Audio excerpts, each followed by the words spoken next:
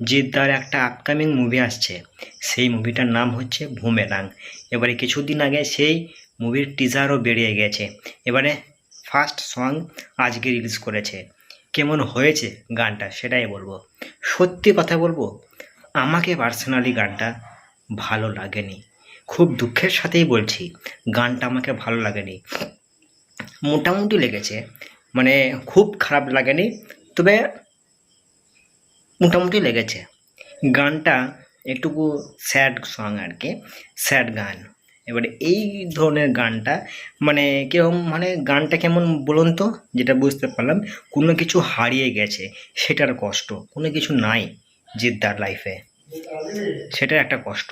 এবারে গানটা মোটামুটি লেগেছে, তবে জিদ্দার এই মুভিটা খুব একটা ভালো ইফেক্ট পড়বে না, মানুষ এই মুভিটা দেখবে না আমার মনে হচ্ছে, এটাই মনে হচ্ছে। জিদ্দার সেই পুরাতন ফর্মে ফিরে আসা খুবই দরকার। চেঙ্গিসের মতো মুভি আবার বের করা দরকার। বস যে মুভিটা ছিল জিদ্দার, সেরকম মুভি বের করা আবার দরকার।